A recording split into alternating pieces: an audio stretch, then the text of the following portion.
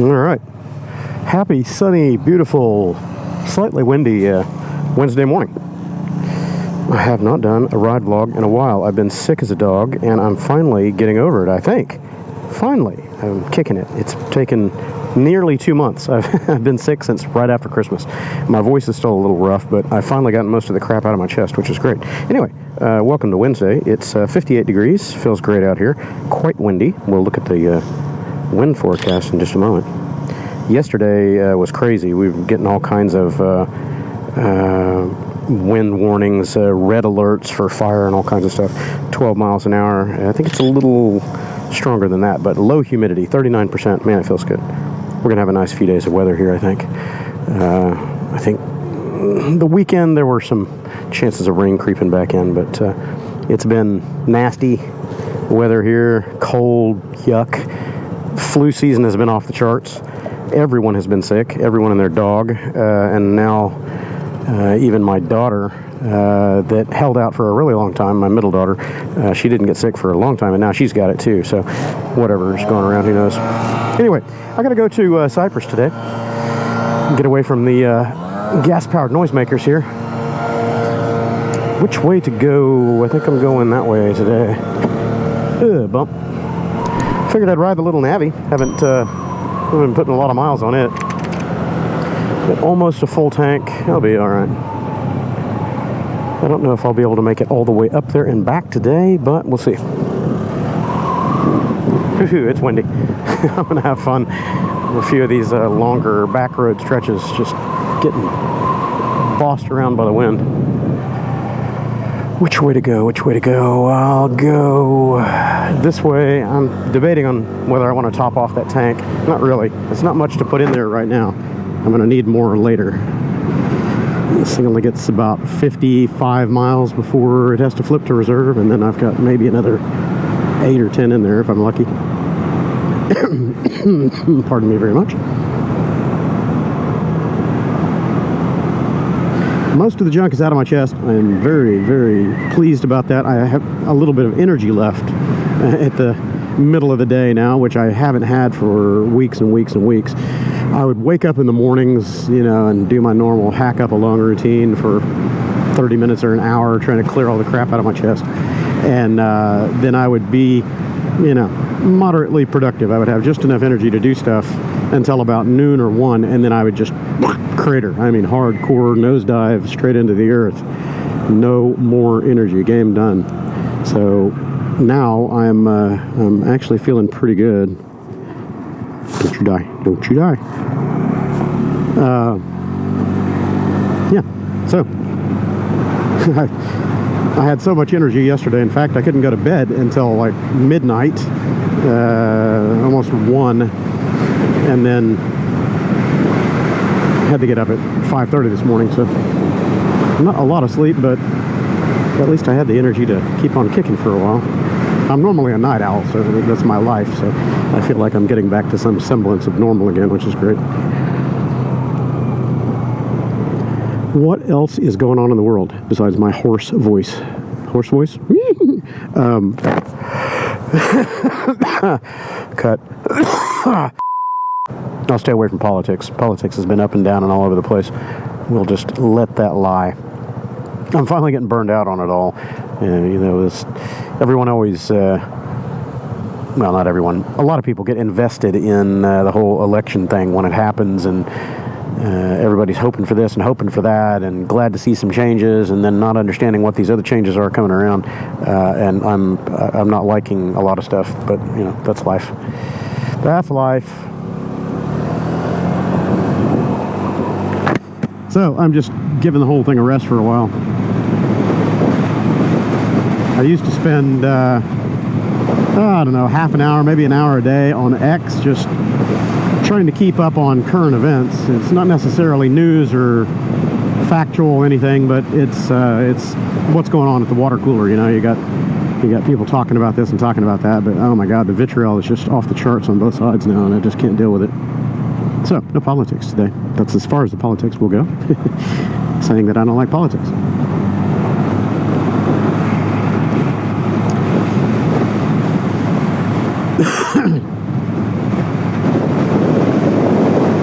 So now that the weather is finally shaping up a little bit, I can get out in the garage and reshuffle a few things that have gotten in my way over the last couple months. We did a little bit of house rearranging and remodel the downstairs bathroom and all that. So we've got furniture and stuff that's kind of out of place, not where it should be, taking up more space in my already overcrowded garage. So I'm going to get out there, rearrange, get rid of, consolidate, just do away with a bunch of crap. And I need to get the PCX put back together, so that's first on my list. Coming up, I don't know if it was this weekend or next weekend, sometime very soon, is the Cotton Bowl Speedway, and Neil was talking about riding into town for that.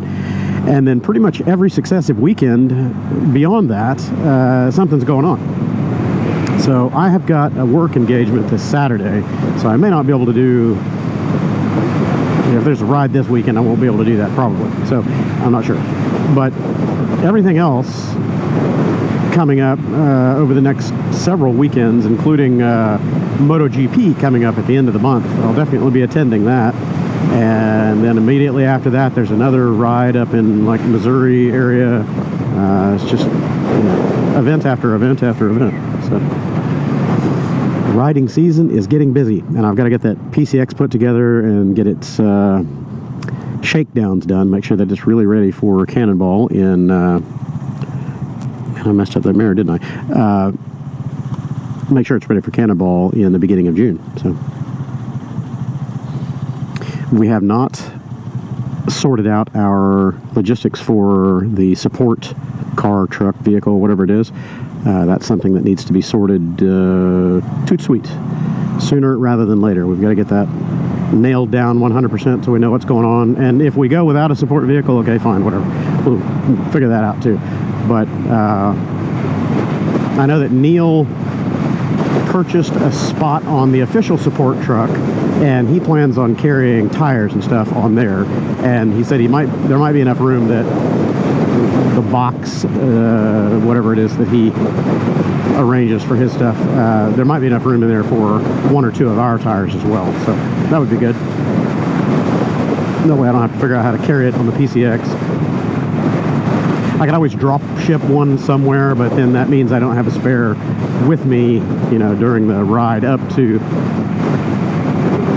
the event and back. So I don't know, we'll figure it out. Still brainstorming stuff, and the brainstorming's got to get sorted quick. I'm lagging. I'm very much lagging. I had such high hopes for the beginning of this year. Just hit the ground running because I was able to do my financial reset. Thank God, for many reasons. So I was starting with kind of a clean slate, and I was like, all right, I'm going to make some progress and get all this stuff done. And then I got sick. This really, really bad respiratory infection, and it has just kicked my ass for the last 6+ weeks.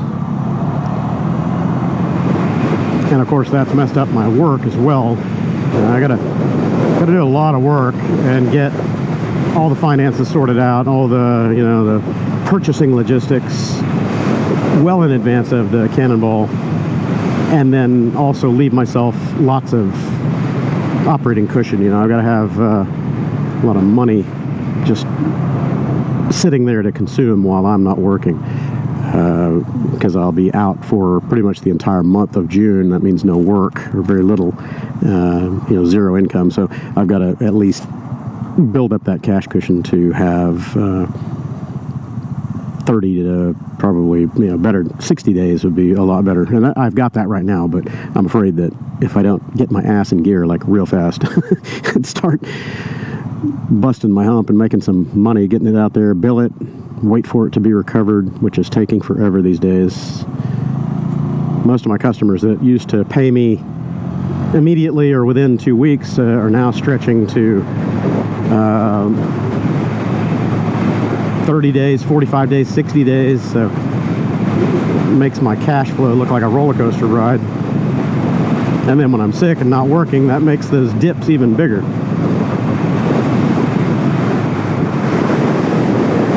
Wow, the wind is really kicking. The Navi gets blown around a lot in crosswinds. It's very tippy. And I've never really put my finger on exactly why it is. I'm sure it's mostly due to the small diameter rear wheel. Small and very narrow. The tires are the same published width, 90 millimeters, but the profile, the carcass, actual footprint it puts down, the front tire puts down a wider piece of rubber than the rear does by far. So the rear has got this skinny, tiny little contact patch, and it's a smaller diameter wheel, less rotational inertia and all that. So it just makes this thing real flighty. That was really the reason that I decided against cannonballing this back in 23. I was going to do it. I was going to suffer through all the pain and suffering of going 50 miles an hour across the country, or slower, get into the altitude and the hills and stuff, and it'd be a lot slower than that, probably 30. But the two things that really decided against it were the 52, 53 mile an hour top speed, which can be very dangerous out on a lot of rural highways, and the instability in crosswinds, because we'll get out there in the open plains or up in the mountains and you get pommeled by 40 and 50 mile an hour crosswinds, and this thing, I don't think I would be able to keep it on the road. It's flighty enough even in these 20 and 30 mile an hour crosswinds at full speed that you end up getting pushed half a lane before you can correct it, and then you do correct it and the gust stops and you end up flying back over to the other side of the lane. So it's just, it doesn't have enough mass, it doesn't have enough of its own momentum or inertia to keep from getting beat up by crosswinds. Hell, even on the PCX, we were out on some of those mountain passes and the high plains areas getting just absolutely manhandled. We were getting pushed full lane width, and just out of nowhere you'd get these rogue gusts that were 60 plus miles an hour, and you end up just about going off the shoulder of the road, which on a scooter with those little wheels, it's going to be a down. There's no two ways about it, especially if you lip the edge of the blacktop, where it goes down off the hard shoulder to the soft shoulder. Not going to be a good day.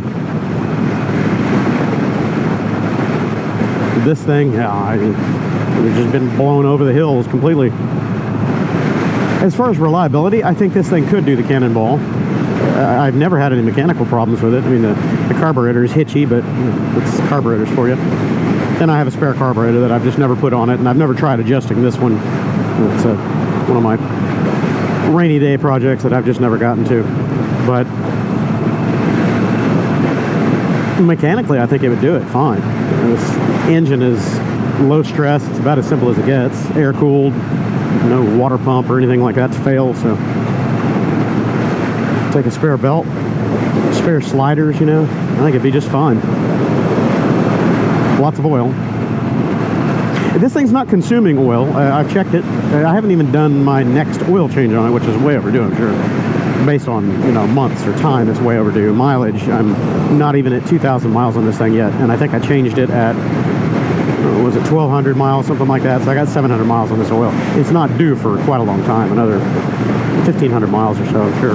But it doesn't seem to be consuming anything. But these little engines hold such little oil. They hold less than a quart of oil. So if you want your engine to last and you're running it full tilt, just wrung out all the time, you should plan on changing that oil every 1,500 miles or more frequently. It's a lot of work for that oil to do. The only mechanical change I've done to this is the sliders, and I would say that was a very welcome upgrade. The factory rollers in it just engaged far too low RPM. They didn't let the engine really wind up and give you anything before it was at full extension. So the Dr.Pulley sliders that I have in here, I think they're 12 gram if I look back on my notes. Put the regular old, 20 by 15, same as you use in the PCX. but they're a little bit lighter. The PCX I've got, I think 13 or 14 gram in there, and these are 12 gram. I'm pretty sure about that. And I think actually I could go as low as 11 gram, 10 or 11 gram in this thing, and it would probably give it even better zip off the line. But now it holds at the upper end of the torque peak for a long time before you start feeling engine revs go up. So I haven't put a tack on it or anything to figure out where that break point is, but the acceleration on this thing is much better now with these sliders in here. It doesn't bog down at 14 miles an hour like it used to. You know, in my luck, this wind is going to flip around, start coming from the south about the time I need to go home. That's how it always is. Always fighting the wind going and coming back. It's like going uphill both ways, man.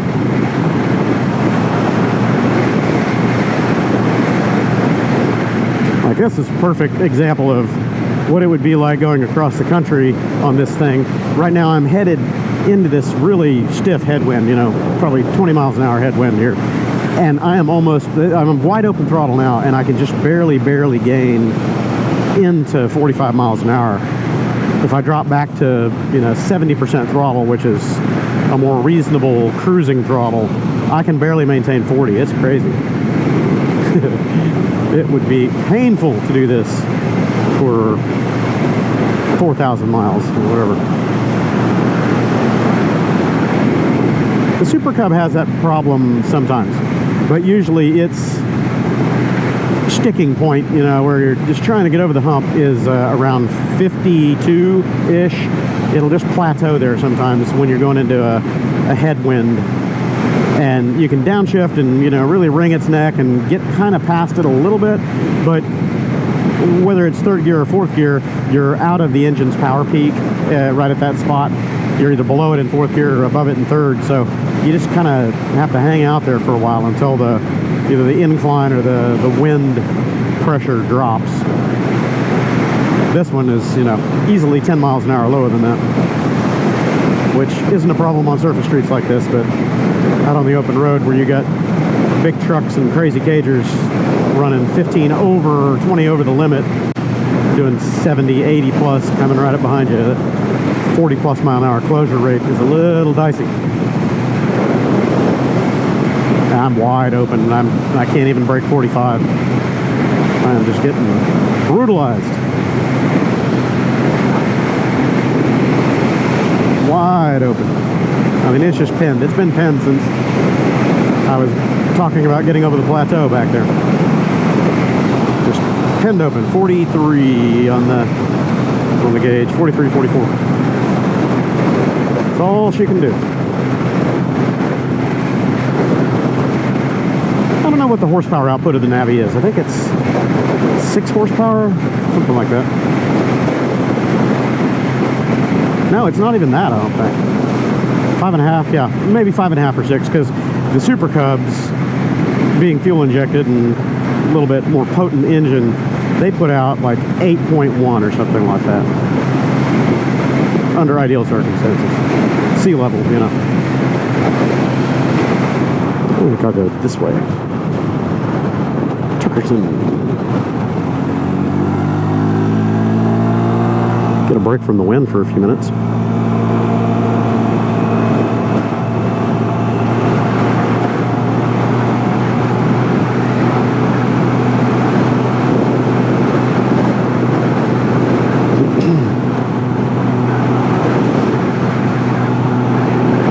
So now I'm doing 45 at not even 30% throttle. Crazy what the wind does to these little engines. Airspeed is the more important factor, not road speed. It's always airspeed, resistance.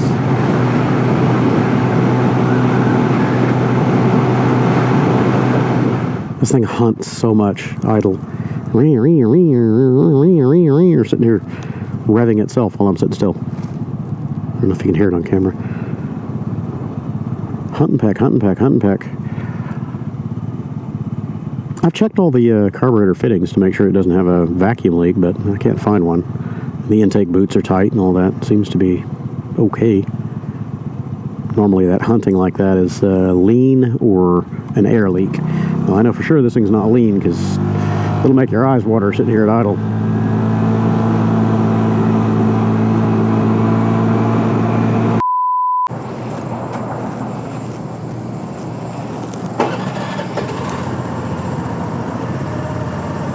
All right, done. The battery ran out like right before I pulled in the driveway earlier this morning. And goodness, it's dirty and dusty out here. They do a lot of media blasting, and I think it's a media blasting cabinet right there.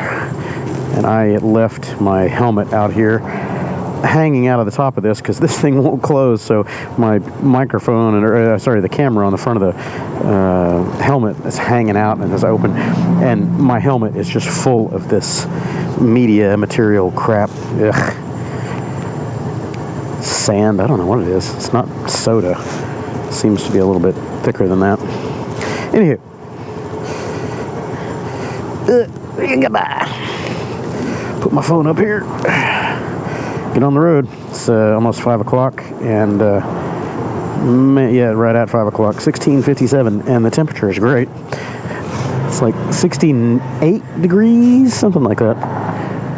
This traffic hauls ass down Kluge, whatever. My God, I've been hearing people blast by here at 80 and 90 miles an hour. You just hear a boom, like a thud as they go by. It's almost like a dull sonic boom. Jesus. Let's stop and get some fuel. I don't think I've got enough to get all the way home. And my reserve bottle behind me, I think, is out. I have not checked it in a long time. I'm sure whatever fuel is in there is really nasty.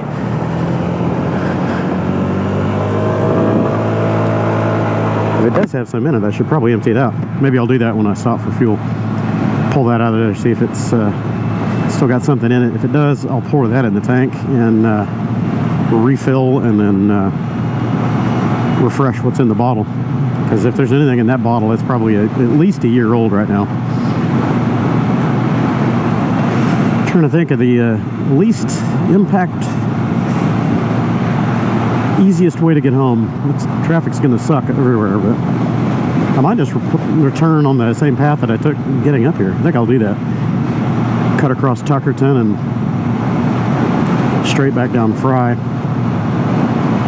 Fry gets pretty dicey on some of the sections getting closer to I-10, so I try to avoid it. So I'll have to take that little side road on, how is it,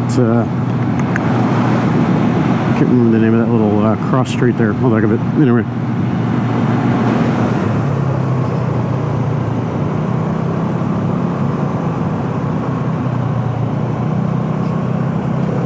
Another Grom over there. He didn't see me. He was busy messing with his gloves or something. Little brown Grom. Or sorry, not Grom. Navi. Another Navi. Battery is certainly not going to make it all the way home. Camera battery, that is. I'm getting pretty close to that red. I'm going to go ahead and flip it. Oh, look, I missed my 2,000 odometer moment, but I'm still on it. 2,000.5. Okay. Yeah, flip over to reserve now because it's going to cough in about 3 more miles, 3-ish. 252, that's better. I'm going to pull in here so I don't end up pushing.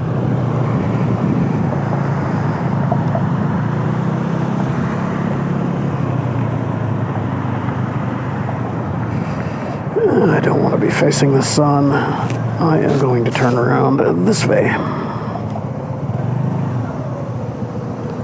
Yeah, 252, that's a lot better.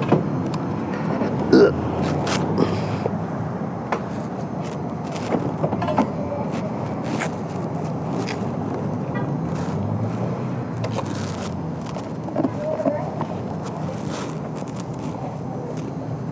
This gas lid has always been so hitchy on this bike. It's not smooth. It's got a couple of like barbs or something on it that don't want to rotate inside that neck. I don't know if it's the tank or the cap, or the lid rather. No, right up to the neck. $1.73, 2 pennies. $1.75, 0.69 gallons. And it's over the bar. Good enough, that will get me home. receipt failed. See cashier. Yeah, cheap ass gas stations. There's my mileage. So I'll have to look at my trip meter from a long time ago because this doesn't have a trip on it. I'll figure out what my last refill was. Make sure to switch it back to regular fuel. Normal pickup on, not the reserve position, because then if you run it out next time, there's no safety net. Somebody got busted behind me. Hopefully it ain't me. I didn't do anything wrong.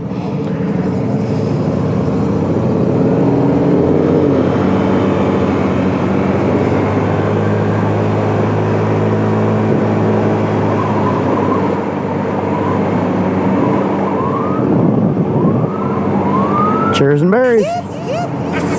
Got the wee woos. Yeah, that's that guy. He's trying to find a place to pull over, I guess. A few moments later. This is gonna suck. What time is it? It's almost 6 o'clock. I could sit here at Ritter's, have an ice cream, and wait it out. I might do that.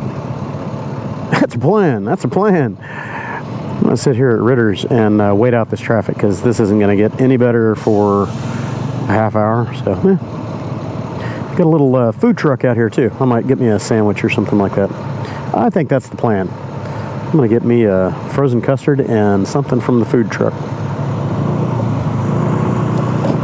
Bump, bump. Yeah, I'll go over there and check out their menu. I should get food first, right? I think that's what I'll do.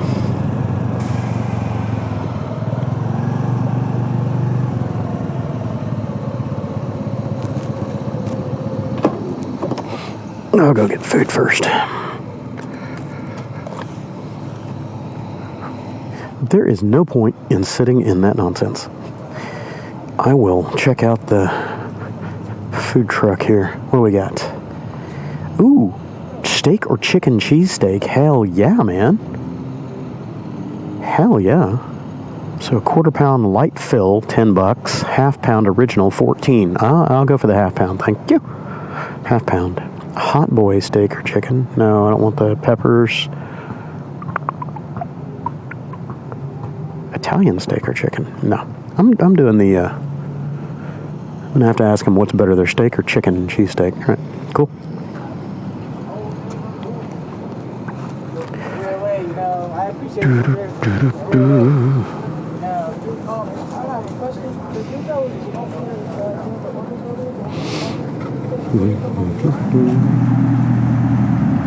That's not a bad way to spend the afternoon. A lot better than sitting in traffic.